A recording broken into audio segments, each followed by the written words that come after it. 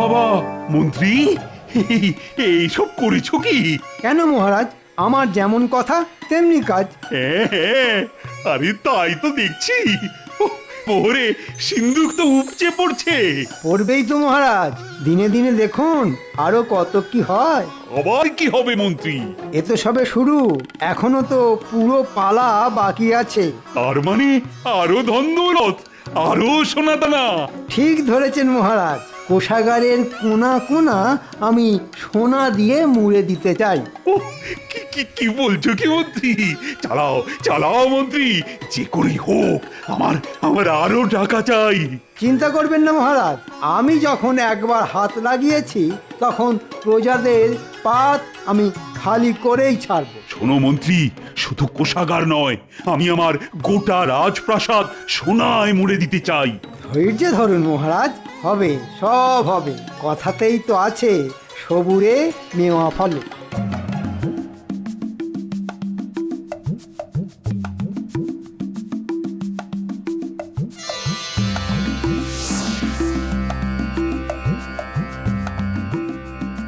আরে বাস, রাজসভার বাইরে তো দেখছি প্রজাদের লম্বা লাইন। তার মানে যারা খাজনা দিতে পারেনি তারা সবাই এসে জড়ো হয়েছে। যাই দেখি রাজসভায় মহারাজ এদের কেমন খাতির করে, আর প্যাকাল মন্ত্রী বসে বসে কেমন প্যাঁচ পাকায়।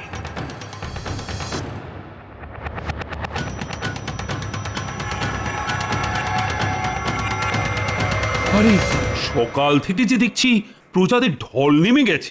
মহারাজ, আমরা তো সকলেই চাষবাস করে খাই, এখনই খাজনা দেবার পয়সা কোথায় পাবো মহারাজ? ভালো ফসল হলেই আমরা খাজনা ওই কড়াই ঘন্টায় সব শোধ করে দেব।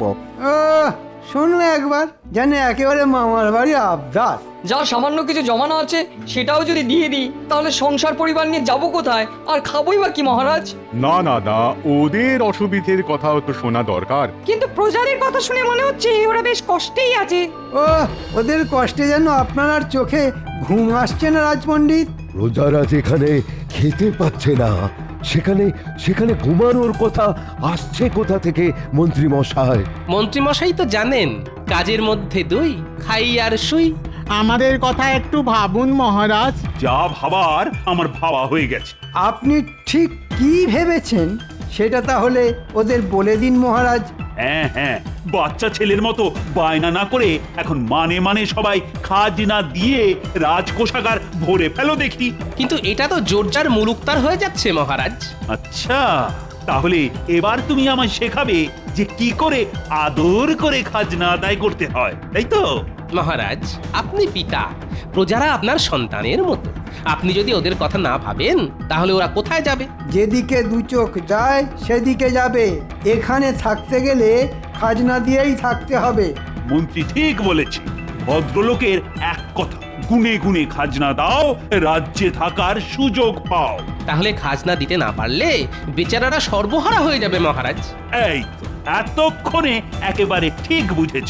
সবাইকে না একেবারে ভিটে মাটি ছাড়া করো। আর তোমরাও কান খুলে শুনে নাও, তোমরাও যে যেদিকে খুশি চলে যেতে পারো, শুধু আমি থাকবো, আমি আর থাকবে আমার সোনাদানা, হিরে জহরত ভরা কোষাগার। আর আমি থাকবো না মহারাজ, আমি যে আপনার সব সময়ের সঙ্গী মহারাজ। হ্যাঁ হ্যাঁ, আরে তুমি তো থাকবেই, তোমাকে ছাড়া কি আর আমার চলে মন্ত্রী? আপনি মহান মহারাজ। এবার আমার চালে গোপালও মাত হয়ে গেছে, এবার দেখ কেমন লাগে।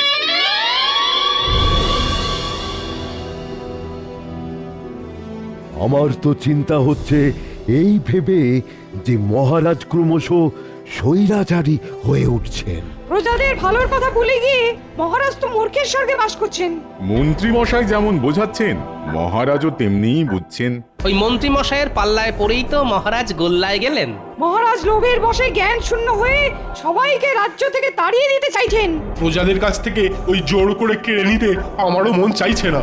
উমা, মহারাজের আবার হলো কি? আমি তো তখন থেকে বসে তাই ভাবছি।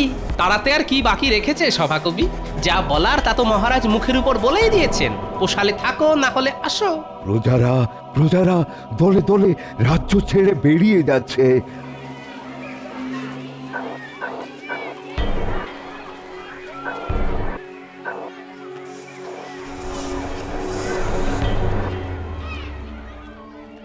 না না, এখন আমাদের প্রজাদের পাশেই থাকা দরকার। আমরা সবাই চলে যাব, রাজ্যে পড়ে থাক শুধু মহারাজ আর মন্ত্রী। চলুন তাহলে শপথ করি, লজ্জা ঘেন্না ভয় তিন থাকতে এই রাজ্যে আর নয়। চলে তো যাব, কিন্তু কিন্তু যাব কোথায়? আর এইভাবে চলে গিয়ে কি মহারাজকে কোনো শিক্ষা দিতে পারবো? মহারাজ কি নিজের ভুল বুঝবেন? সে ব্যাপারটা আমার উপরেই ছেড়ে দিন রাজবৈদ্য। তাকে ধরে কি কাজ হয় সেটা আমি ভালোই জানি।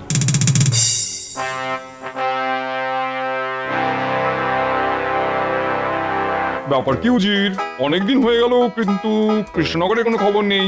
কার খবর নেবেন জাহাপানা? হ্যাঁ, কার খবর নেবেন? কৃষ্ণনগরের প্রজাদের খবর নাকি মহারাজ কৃষ্ণচন্দ্রের খবর? সত্যি কথা যদি শোনো তবে বলি, আমার না গোপালের খবর জানতে ইচ্ছে করছে খুব। সবাইকে ছেড়ে